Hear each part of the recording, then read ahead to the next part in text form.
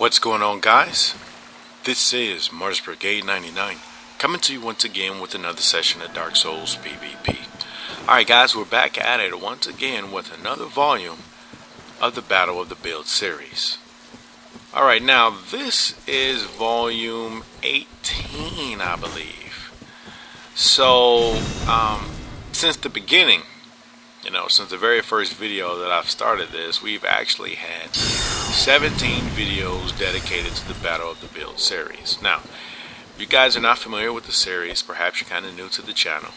Battle of the Builds is basically just a showcase of what I would consider to be unique builds, right? So that mainly newer players, because if you're super experienced, I'm pretty sure you do your own experimentation. But at the time that I created the series, it was back during 1.05, when pretty much all you saw was ninja flipping, chaos blade using, basically great combustion spamming players. That's pretty much all you saw, right? And after sitting and taking a step back to observe this, I said to myself, you know what? I mean, I've got to do something to let some of these guys know that you can really do a lot more than use this same old build. So what I figured that I would do was showcase what I would consider to be unique builds, so that people can see that you can basically be successful, and that there are a lot of viable builds that do not include the standard Darkwood Grain Ring Ninja Flipping Katana builds. Now, as time has went on, we've seen a lot of changes. But despite those changes, I'm still going to continue on with the Battle of the Build series. And as a matter of fact, I will continue this series after the release of Dark Souls 2. So before I go ahead and really get into the commentary, I'd like to offer my thanks and show of appreciation to good old Oxymitsu, right? Or Oxycotton for a lot of you guys that have known Oxy for a long time. Now, this is actually the second time I can't even say second time, because he's been on videos before, but this is the second time that he's actually been featured. The first time, I think the video is called Oxycotton RX. It's got that somewhere in the title, right? But this time he's going to go ahead and show off his build. And this is a killer build. Super killer. As a matter of fact, I think he calls it the Medicated Mage build. This build is good. As a matter of fact, it's super hard to play against. Super hard. I faced another build similar to this not too long ago. Well, actually, I can't even say not too long ago. I'll say last year. And that build was called the Havel's Butcher. I think it's Haven's Butcher. Yeah, it was Haven's Butcher. And if you guys are not familiar with that, go ahead and check it out. It's myself against good old, I forget his name. It was so long ago. So my bad dude for forgetting, but it was a long time ago. So this is what his build is all about. It focuses on replenishment. And the thing is, with Haven's Butcher, he could use replenishment, and granted, it was hard enough to fight that build, but he didn't really have anything to keep you off of him. And that's where you get the highest benefit with replenishment, when you can buy time. So Oxymitsu basically created a build wherein you're almost guaranteed to stay off of him, so that he can get the maximum benefit of the replenishment. He combines sorceries in addition to the replenishment miracle. Now, how does he use all these things together so that to almost guarantee that you stay up off of him?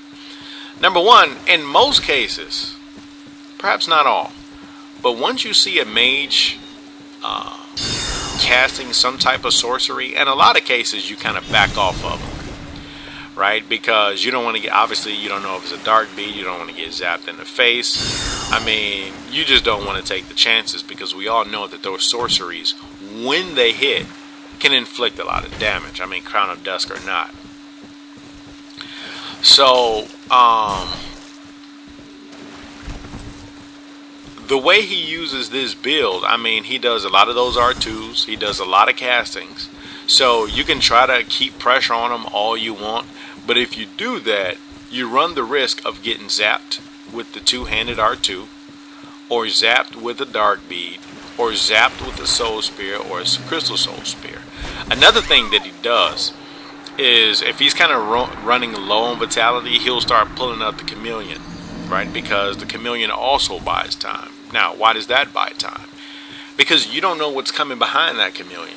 You can't lock on, and if you run the risk of just, running up to him, you run the risk of getting dark beaded to the face. Now, he didn't dark bead me to the face, and I play with Oxy all the time, so perhaps he was just kind of like, well, I don't want to get super cheap with it. So he didn't dark bead me to the face, but that is definitely an option. You run up on somebody, and they have chameleon on, they're liable to give you a straight dark bead to the face. So, it's almost guaranteed in a lot of cases that if you're not able to keep pressure on him, he's going to get the full benefit of the replenishment. Now, why is that such a big deal? Well, because at the rate that it replenishes your HP, that's like a full 600 in health points that you'll be earning after 1 full minute. And keep in mind, he also used the Sanctus. So the Sanctus, along with the replenishment after 1 minute, is an additional 600 HP. So think about it. Let's just say he has, 1800 in vitality, right? So, actually, not 1800 vitality. Let's just say he has 50 in vitality, which would award him 1800 HP. Well, if he can keep you off of him for a minute, you're basically trying to diminish, what's that, 18? 2400 HP. And that's just assuming he only has 50 in vitality, right? And not only that, he also has an option to use pursuers. And when he uses pursuers, he can go ahead and fire up the replenishment one more time. So at the end of the day, you're doing double the work, because although you guys may both have somewhere around 17 or 1800 in health points, that replenishment allows him to basically force you to try to reduce another 600 in vitality. Now, what does that 600 mean? Well, depending upon your stats, it could mean, a two-handed claymore hit along with a one-handed claymore hit, right, on a 40-40. It could mean a lot of things. You could do a lot of things with an additional 600 in HP, right? So this build was definitely hard and he has another trick that he's got up his sleeve. He throws down that, I forgot what you call that thing, but it basically, I think it's like alluring something. It's one of those skulls that you get over in the parish. One of those luring stones. I forget what it is. But for some reason, he'll throw that down. And then once he throws it down, it's kind of like the Homing Crystal Soul Mass will take a slight pause. And you guys are going to notice that. He's going to throw something down, and he'll be locked onto me, and he'll be facing me. But the Homing Crystal Soul Mass will not activate. That's something that I've never seen before. Now, it will eventually activate, but not as fast as it would if you didn't use the Luring Skulls. And as a matter of fact, that's what I think it's called, the Luring Skulls or something. So you really have to be careful with this build. I got beat up on so many times, it was ridiculous. And the funny thing about it is, I told Oxy, I'm like, dude, this is the first time you've ever beat me this many times. This is kind of frustrating, right? Because it was really hard for me to do something with the build, because it's bad enough that the Moonlight Greatsword is a tough weapon to fight, but I just could not get through those R2s. And I'm usually good at those R2s. And actually, I don't really know if it's that I'm necessarily good, or that a lot of the other people that I've played against are bad with the R2s, but just like right there, in most cases I am able to avoid those R2s, depending upon the person who's using it. But he always shoots it at the ground. I don't know if it was just the right angle, because think about it. Even if you shoot it at the ground straight in front of you, a lot of times you can jump through it. So I don't know if he's slightly turning around and aiming it so that, you know, wherever I land, the remainder of the beam is still there. I don't know what it is. But in most cases, see, Exhibit B. It was hard for me to avoid those R2s, and it was getting frustrating because I'm like, okay, I've never had this much of a hard time against R2s with the Moonlight Greatsword. If you guys notice, he's locked on to me, but the Homing Crystal Soul Mask took a longer time to go ahead and pursue me. Right, so that using that Luring Skulls, that's kind of a neat trick that he had going on. Alright, so enough about that. So let's just go ahead and go over some of the pluses and minuses. This build has a lot of pluses. Right? I don't know if you guys been paying attention, but obviously the fact that he can replenish his health points. That's what makes it a pretty hard build to fight against. And actually not only that, but the fact that he couples it with sorceries. And a lot of these sorceries, I mean, unless you're just super aggressive, or maybe you're one of those roll BSers who just roll BS every single thing, perhaps you won't have a hard time because, you know, you guys, that's basically all you do is just flip around and roll BS. So, I mean, unless you're one of those type of guys and you're just a normal dude like me, you might have a hard time because, you know, if he catches you trying to put a lot of pressure on him, and actually he told me that, he's like, hey dude, I mean, most people, they're not this aggressive, and I didn't really think I was aggressive. You guys notice that? He's getting me with those. I was getting super frustrated. There I go shaking my weapon. I was getting super frustrated right there. But like I said before, you know, he said I was aggressive, and actually that must have been a relative observation. Because I didn't think I was aggressive. I was having a hard time trying to fight this guy and keeping the pressure on, because the fact that I knew that he was using replenishment, I knew that I had to stay on him, because if I didn't stay on him, that would be an additional 600 health points, for which would make it a lot more harder for me to kill him. Right? So enough about that. So he's got the replenishment, he's got the Moonlight Greatsword to help you back off of him, he's got sorceries to keep you back off of him, and he's got a lot of things going on to keep you back off of him. I mean, he's got the Chameleon, so all these mind games that he can use to keep you back off of him, I thought it was a really good build to use. Now, let's go ahead and talk about some weaknesses. And actually, that brings me to a different point.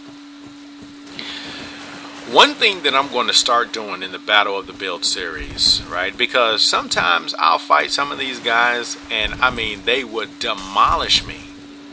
And they would demolish me basically because, I mean, I knew nothing about their build. And at the time that I fought it, I mean, they just had an advantage over the builds that I used at the time that I used it. But one thing that I'm going to start doing in the future is splitting the Battle of the Build uploads in 2 segments. The first segment will be with me just using a standard build, wherein you guys are able to see the strengths and weaknesses of my opponent. The second segment will be of me using a second build to show you guys how I would try to counter the build that I'm facing. Right? That's what I'm going to start doing from now on. Because, case in point, I know how I can try to counter this build, and it's basically with a faith character. A pure faith character would basically kill his build, right? Either with a great magic barrier or with a vial of silence. because with the Vow on Silence, number one, he wouldn't be able to use a lot of those other castings to kind of keep me off of him. With the Great Magic Barrier, I mean, that would basically kill his Moonlight Greatsword. But, you know, in the past, my goal was to keep the focus on my opponent so everyone could see the ins and outs, you know, the pros and cons to my opponent's build. But from now on, I'm going to add another element. I'm going to add, you know, like I said before, I'm going to go the first part of the series with me just using whatever build I selected. And the second part will be of me using a counter build, or at least showcasing the build that I would try to counter it with, right? Because I don't want to get too arrogant. Just because I may pull out what I perceive to be a counter build doesn't mean that I will still be successful. So that's what I'm going to do in future Battle of the Uploader segments. And like I said before, this is not only going to be limited to Dark Souls, because next year, a tear came down when I said next year, but next year, when Dark Souls 2 is released, I'm going to continue this series because I think that's going to be great. The game's going to be new, it's going to be fresh. From what I've heard, there's a lot of new dynamics to the game. So, you know, people being interested in PvP builds, I mean, it's going to be like out of this world. So that's what I'm going to do from now on. Now, let's go ahead with the cons. Cons, I don't really see any cons. Especially if he's somehow able to stack a lot of vitality. Because like I said before, most of my builds, as a matter of fact, I'll say 95% of my builds are capped off at 45 points invested in vitality, which would award me 1708 health points. But I don't know how much vitality he is. As a matter of fact, I didn't know at the time that I did this commentary. Now, I'll ask him, and that should have been a side roll BS right there. But I'll ask him for the Mutant Monkey link, or for the stats to this build, and I'll just put a link to those stats in the description box. So, you know, if I run into him one of these days between the time that I'm doing this commentary and the time that I actually upload this, I'll ask him for the stats for a lot of you guys who are interested. But you know, if you don't want the specific stats, I mean, you kind of see what's going on, right? He has enough faith to enable him to use replenishment, and then he's using a basically a mage, right? So you don't really need the stats, because think about it, his stats are relative to the way he created the build. Based upon the looks, based upon the armor set, based upon his own needs. You guys may have different needs. You guys may want to do something else. You guys may even try to vitality gouge to really maximize the benefit of the purpose of this build, right? So I mean, I can give you the stats, or you can just kind of get on the Mutant Monkey and experiment for yourself. But for all of you guys that may be, you know, sort of new and you kind of want the stats, I'll ask Oxy for it, and I'll put the link to the build in the description box. So thanks, Oxy, for your participation in the Battle of the Build series. It was fun. So hey, until next time, Martyrs Brigade is out.